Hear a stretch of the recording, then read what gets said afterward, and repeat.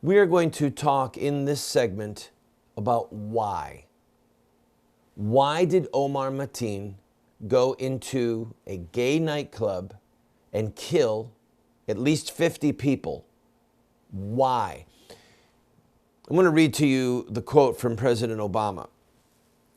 Over the coming days, we will uncover how and why this happened, and we will go wherever the facts lead us.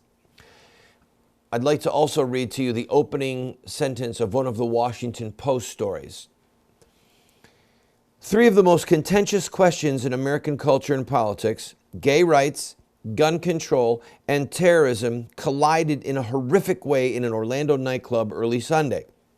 It is not entirely clear what inspired Omar Mateen to commit the worst mass shooting in U.S. history, or what might have been done to stop it. It actually is clear.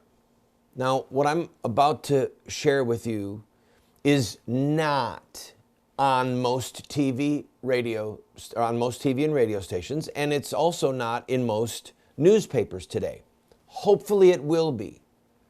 One of my missions in doing this segment is to just simply answer the question that President Obama posed. Why? The answer goes back to Muhammad himself. Let me read you just two of many passages where Muhammad called for the death of homosexuals. The Prophet, peace be upon him, said, "If you find anyone doing as Lot's people did, kill the one who does it and the one to whom it is done." We put the reference up there so that you can freeze frame this and you can do your own research. Now, the next passage I'm going to read to you is from Sharia law, okay? Listen to this. The Prophet, Allah bless him and give him peace, said, "Kill the one who sodomizes and the one who lets it be done to him." Now this is look at that reference, Sharia law, Reliance of the Traveler, P, that's not page, that's a reference that they use, P 17.3. In the English translation, it's page number 665. Can we get a tight shot on this, please? This is a copy of the Reliance of the Traveler. Now, this book is an English translation with the Arabic right next to it of Islamic Sharia law, and this is called the Shafi'i school. Quick background. In Islamic ideology, there are four main schools of Sharia law: the Hanafites, the Malachites, the Shafi'ites, and the Hanbalites, okay? Those four schools, they base Sharia law on two things. What did Muhammad do and say that is not in the Quran? What does the Quran say? And then a lesser thing that they look for is unity among all four schools. Because Muhammad said that Allah would protect his people from ever agreeing unanimously on an error. So, for example, all four schools call for the death of apostates. That's why Muslims who leave Islam are killed. It's part of all four schools of Sharia law. All right, this is an English translation. The Reliance of the Traveler is an English translation of the Shafi'i school of Islamic law. That second quote I read to you is from this book. Now, if you want to understand the why, all right, President Obama said, why did he do this? The Washington Post says, we're not sure why. No, we are sure why. This is why. He's a devout Muslim, or he was a devout Muslim. Omar Mateen was a devout Muslim who wanted to do Allah's will.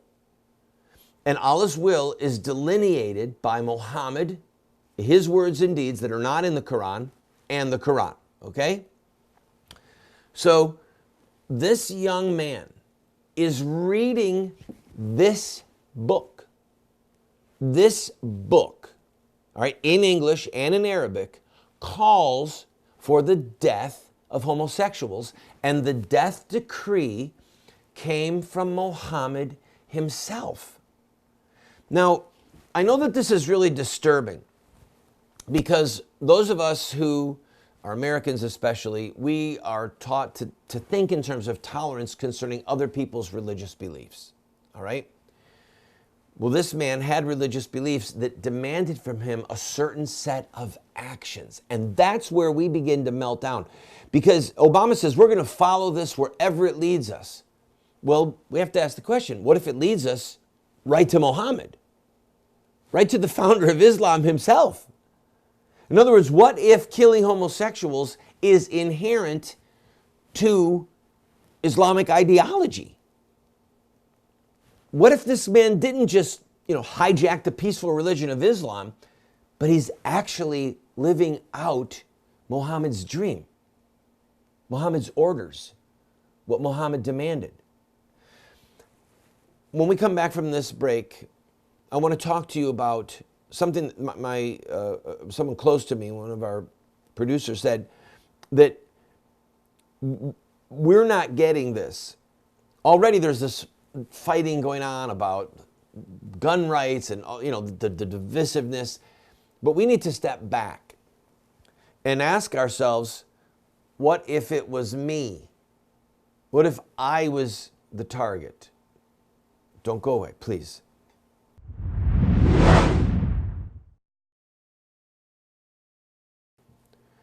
So that we understand that this is not some taken out of context passage, I want you to watch this clip of an imam who, and by the way, I give credit to ABC, the ABC affiliate in Orlando, Florida, for getting this footage. Watch this, listen to him. Dr. Farouk Sekhalishfar lives in Iran, according to his online bio, and he's been condemning homosexuals since at least 2013. Death is the sentence. I mean, look, there's nothing to be embarrassed about this. That death is the sentence. He admits the Islamic death sentence applies in limited circumstances and is not applicable under U.S. law. But he also says the only way gays and lesbians can be forgiven is to die. Well, we have to have that compassion for people. With homosexuals, the same. Out of compassion, let's get rid of him now. So do you see? Unashamed. We can't be embarrassed, he said. The death sentence is required for homosexuals. And he said it's an act of compassion. That's because Muhammad taught that when certain sexual crimes were committed, that the purging, the purification, the forgiveness came through the execution. That's why it's so important that we study Muhammad. We're never going to understand Islamic terrorism if we don't study the words and deeds of Muhammad that are not in the Quran. Now, some people are appalled because of this mass shooting, but there's a type of grief and a type of shock that happens when people are killed at a Christmas party, like happened in San Bernardino. Because the mind says, I could have been at a Christmas party. Most people that are watching this program, most people would not have been at a gay nightclub at 2 in the morning. And so they think, wow, that's really horrible what happened to those people, but they don't have the emotional connection of that could have happened to me. And what I want you to understand is, yes, it could have happened to you. Because what motivated this man to kill those people, the why, as President Obama asked, and the Washington Post said we can't know why. Oh, yes, we can. What motivated him was his commitment to follow the words and deeds, the example of Muhammad. That's what motivated him. He said so himself, okay? He pledged allegiance to ISIS, to Abu Bakr in his 911 call. And Abu Bakr and ISIS are committed to extending Sharia law through the earth. And this is what Sharia law calls for. So it's really not a mystery if you just want to look at it, look at the facts. So those of us who think, well, that wouldn't have happened to me, God wouldn't have been there. And that's not the issue. The issue is the why. Listen to what Muhammad said. Actually, let me read to you from the Quran first. The punishment of those who wage war against Allah and His Messenger and strive to make mischief in the land is only this, that they should be murdered or crucified or their hands and their feet should be cut off on opposite sides, or they should be imprisoned. This shall be as a disgrace for them in this world, and in the hereafter they shall have a grievous chastisement. Now, making war against Allah and his apostle, that's clearly talking about fighting. But that phrase, making mischief in the land, that's the Arabic word fitna. Fitna, disbelief or disorder or causing disbelief or disruption or tumult. In other words, if someone denies that Muhammad is the prophet of God, the apostle of God, they are making mischief in the land. So when I come on this TV show and I say, Muhammad is not a true prophet of God, that is fitna. That is making mischief in the land. And the punishment of those who make mischief in the land is that they be murdered or crucified or have their hand and foot cut off or that they be imprisoned. That's what the Quran teaches. But I want to go a step further and look at what Muhammad said. Because again, you might say, well, I wouldn't have been in that bar at that hour. It doesn't matter. If you don't believe that Muhammad is the prophet of God, then you're involved in making mischief against him. Listen to what Muhammad said. I have been commanded to fight people until they testify that there is no God but Allah and that Muhammad is the messenger of God. If they say it, they have saved their blood and possessions from me. Look at that. That's what Muhammad was after. I have been commanded to fight people. Listen to what Abu Bakr said, all right? And by the way, the leader of ISIS, Abu Bakr al-Baghdadi, Abu Bakr al-Baghdadi chose his name of Abu Bakr because he knew that the first caliph, the first successor of Muhammad after Muhammad's death was Abu Bakr. And Abu Bakr is the one in Muhammad's era that waged the apostate wars, the wars of apostasy, because so many Muslims left Islam after Muhammad died, and Abu Bakr said, oh, no, you don't. You promised you would follow this religion. And he fought them to bring them back in. So the dude in Syria or Iraq, wherever he's hiding, he chose that name because he's saying, I'm going to do like Abu Bakr did. I'm going to fight to bring Muslims back into true Sharia law, true Islam with a caliph. So this is what Abu Bakr said. Allah then guided by the truth whoever answered him, and the prophet struck and fought those who turned away from him, God, by his permission, until they entered Islam either willingly or grudgingly. Now here's what Sharia law, what I'm about to read to you. See, Muhammad brought people into Islam willingly or grudgingly, the point of a sword. What I'm about to read you about the purpose of jihad, and that's what this man was doing, he's a jihadist, is in this book. I'm quoting directly from this book. I do not sell this book. I encourage you to get it. The Reliance of the Traveler. Listen to what it says about jihad. In the book, under the objectives of jihad, it says the caliph, Muhammad's successor, makes war upon Jews, Christians, Zoroastrians, until they become Muslims or else pay the non-Muslim poll tax. The caliph fights all other peoples until they become Muslims. That's what Sharia law teaches about the objectives of jihad. And there's a lot more in there I don't have time to go into. So this can be happening to us. Yes, Muhammad called for the death of homosexuals. This is a repugnant, horrific act. And by the way, this will surprise some people, but you have to step back. You have to step back. I have been a well-known opponent of homosexual marriage for decades, all right? But I will stand with the homosexual community against this atrocity, against Islam, because Islam that wants to kill them wants to kill me, and it wants to kill you, because we make mischief in the land just by denying that Muhammad is the prophet of God. That's what we're facing, people, in the heart and soul of ISIS and Islamic terrorism, is that they are going to these books, to these sources, and they're reading, well, the objective of jihad is to get them to pay the poll tax or to kill them or enslave them. And they're living it out. They're living out the words and deeds of Muhammad. So we have to understand that maybe we wouldn't have been in that nightclub, but maybe we would be in a Christmas party in San Bernardino. And it's just a matter of time till there's a terrorist attack in an American church on American soil. And the motivation for that coming attack, God please save us, but if it comes, that coming attack is going to be motivated by the same passages that this terrorist in Orlando was reading. Okay?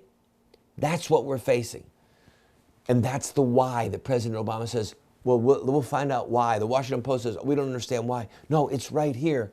You just have to read these sources and understand that Muslims are reading it and they believe it. I'll be right back to discuss profiling.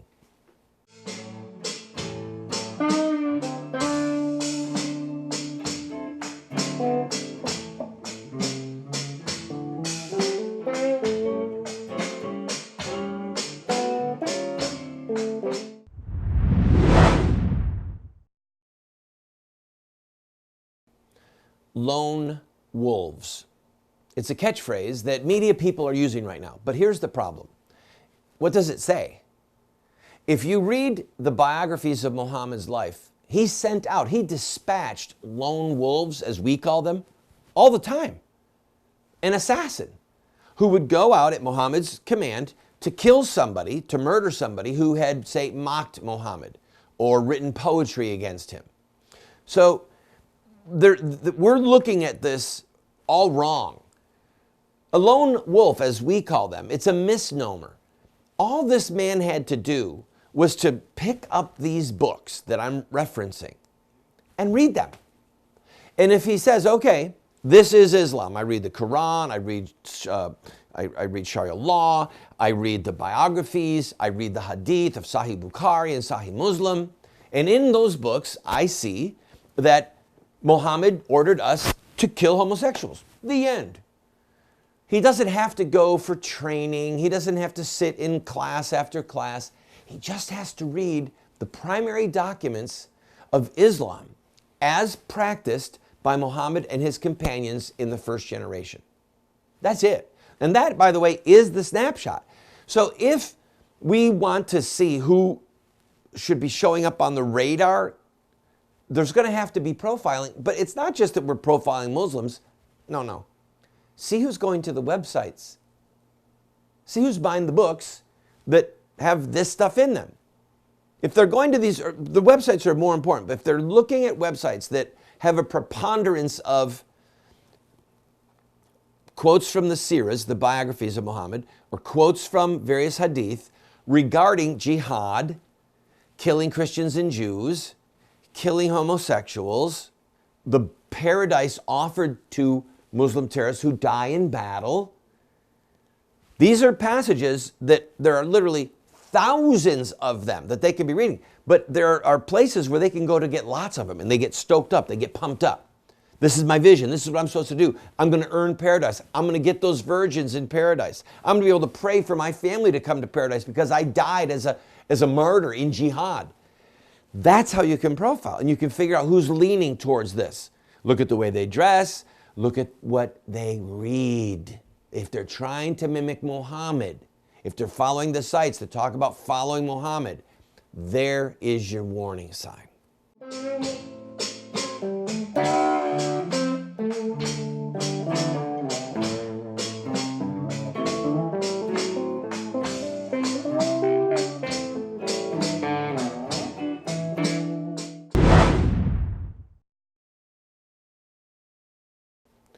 I'm encouraging you, go and buy these books.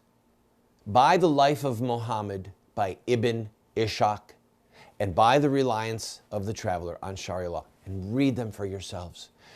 There's a reason why you're not hearing what I'm talking about on any other major news outlet. And it's not because they're not interested. It's because the commentators that they hire or that they interview don't know this material. I've been studying this for my master's degree in international terrorism for years. And we're putting together, by the way, go and watch the trailer. We've got this upcoming TV series What would Muhammad do? The shadow of the sword, where we look at every one of these aspects of Islamic terrorism that is tied right back to Muhammad's life. Go to our website, voiceofresistance.com, and watch the trailer. It's 3 minutes long. This is a episodic documentary, okay, that's coming up, connecting the dots between Muhammad's life and the deeds of Muslim terrorists today. Go to the website you see on the screen right there and watch the trailer for yourself. But the call to action is very simple. Study your enemy. You want to understand Islamic terrorism? You want to know what we're up against? Read their words. Hitler wrote Mein Kampf, right? And Churchill read Mein Kampf. That's how come Churchill knew what Hitler was going to do. So if we want to understand Islamic terrorists, we have to get the books that they're reading. We have to study the stories and get inside the storyline that they see themselves in. Then we can be better prepared to protect ourselves and, please God, be victorious against Islamic terrorism.